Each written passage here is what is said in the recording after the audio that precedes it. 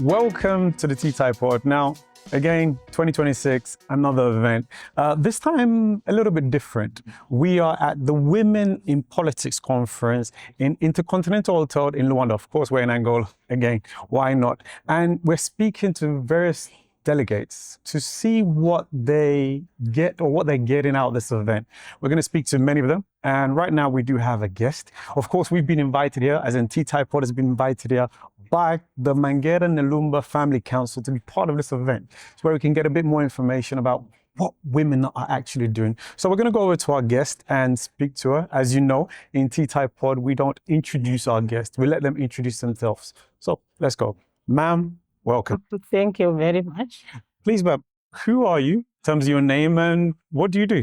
My name is Eunice Lipinge, Thank you. and I'm a president of the Pan-Africa Women's Organization, which is an oldest and the oldest? first continental women's organization. How many years? It is about 65 Wow. now. It was formed in 1962 Wow. in Tanganyika by then, now Okay. Tanzania. 11 African countries were Came together. independent by then. Okay.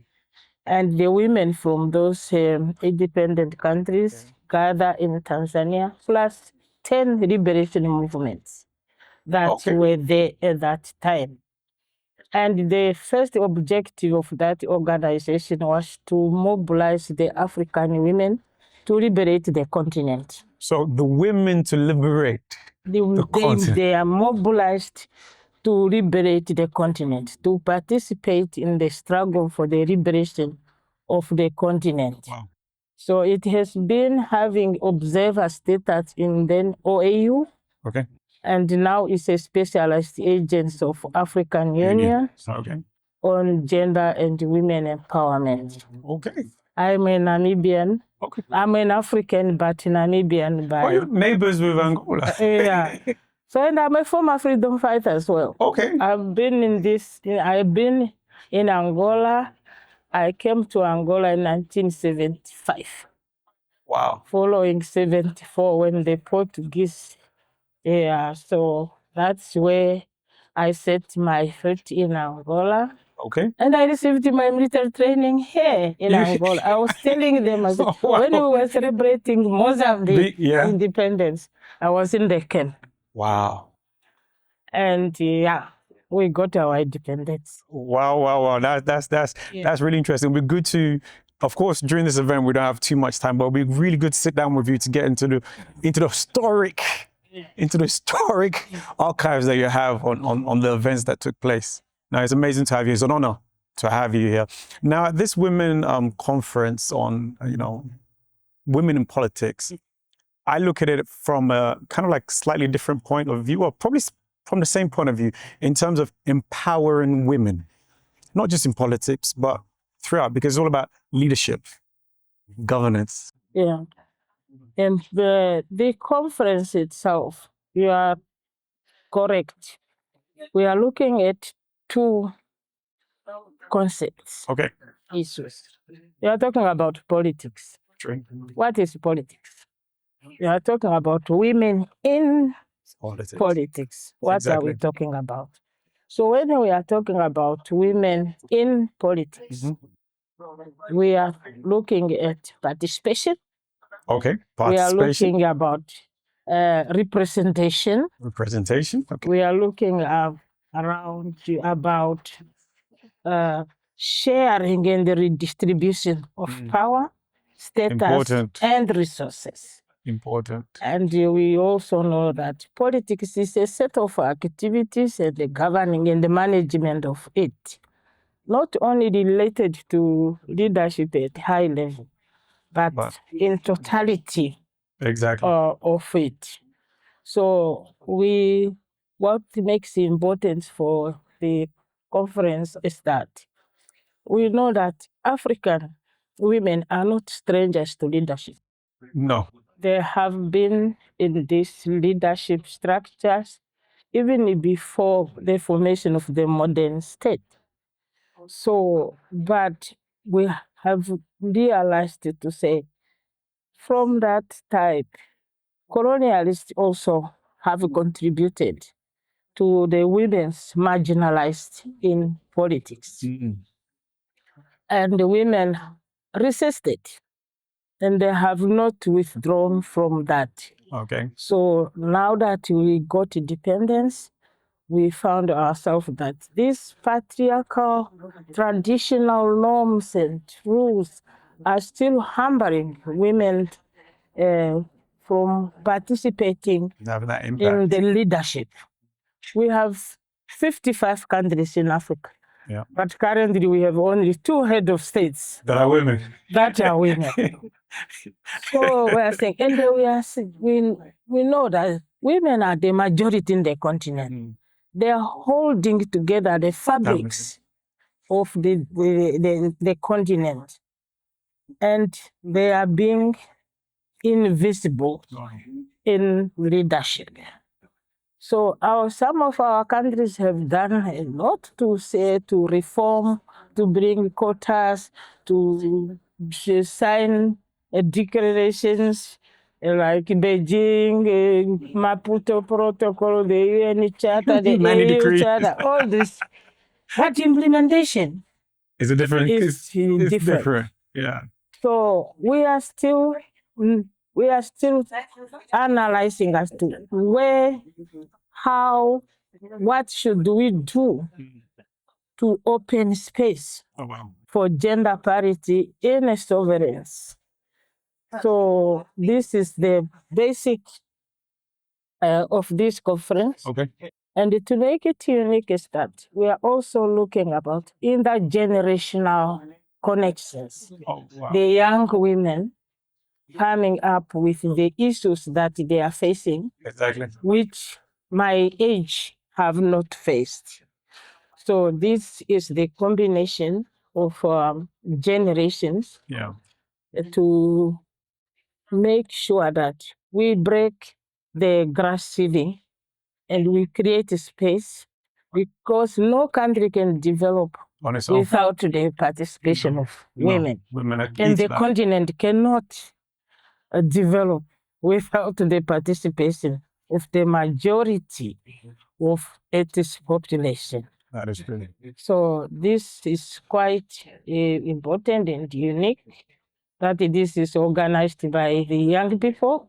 That is true. That also young people felt that there should be no gap between where we come from, the experience that we have. Then you put it together. They need that one. That's true. So that they run forward. I like that generational. It's a generation. You're imparting knowledge to the next generation. Yeah. And it's great to have people like you that have gone through a process that, again, like you said, the generation now, they haven't been through that. It's imparting knowledge. And, there's something you said, the importance of women. Women already hold a family. Yeah. So, of course, they can hold when it comes to holding the communities, they're in the churches, they're in the kindergarten. They are bringing up the children. They are still bringing life to earth. That's true. So, but these power relations in governance, it's a problem because the experience of women is missing in the policies of governance.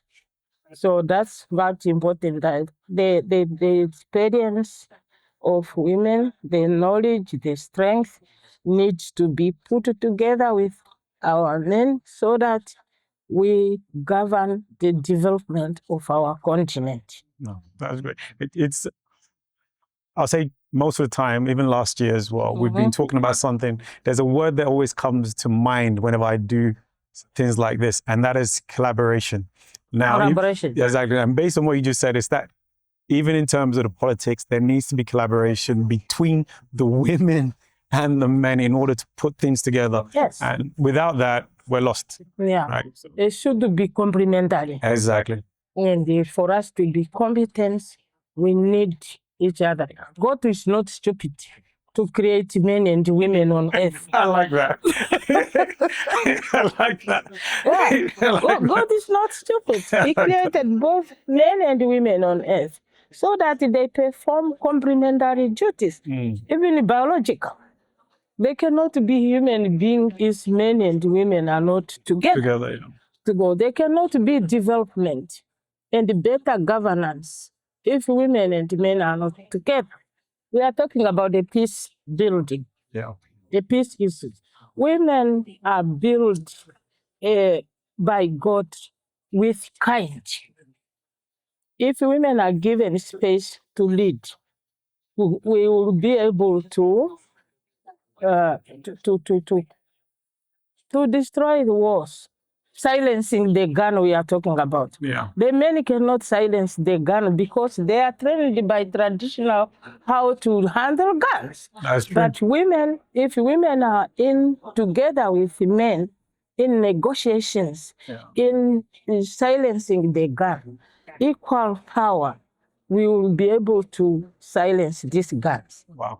Yeah, so I think it's very important to understand the strength and the power and the wisdom of women in governance, in distribution of resources. We distribute resources in our kitchens.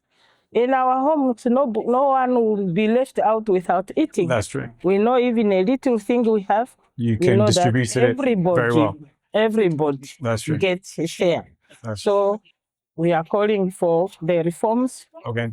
We are calling for power sharing in leadership so that we make our continent prosperity and nobody will be left out. Behind. Young and old, women, men, because particularly the young ones, because you are now having advantage that you have not had. That's true.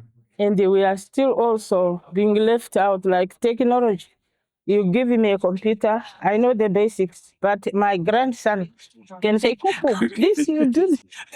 Like, you just said a word, didn't you? You said Kuku. Is that Kuku, grandma? yeah. Kuku, grandma. Oh, Kuku, I've learned a new word, Kuku. Kuku. Okay. Yeah, Kuku is grandma. Okay. Yeah. No. Say, Kuku, you need to do this and this and this. It's generation working together. Intelligence. Exactly. It's generations working together. No. Kuku, thank you. Okay. Thank you so much for this. Just before we go, there's one more question. What word will you use for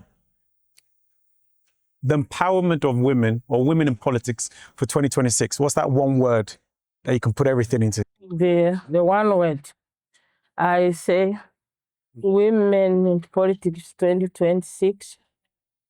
Strength and collaboration. I've got a new Kuku here, new grandma. She's been here with us.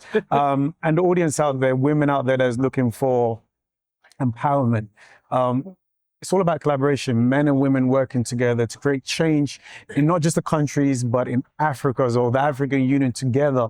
Working together, making change, breaking boundaries, breaking shackles. You know, that was done back in the days in terms of the wars that took place, civil wars and the independence. But now in this day and age, generations working together to break the shackle of not being able to move forward in life. So thank you so much for that. I really appreciate that. Thank you. Keep on watching. This is Katie from TTIEPOD. Please keep on watching what the organization is doing. So I think there's going to be so much more coming for 2026. Thank you very much for this, for this opportunity to share with me. I learned also from you, and you have learned from me. Generational exchange. Generational exchange.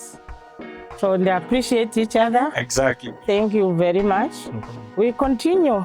Definitely. We reaffirm our commitment to gender equality and women empowerment. Thank you very much. Thank you. Thank you.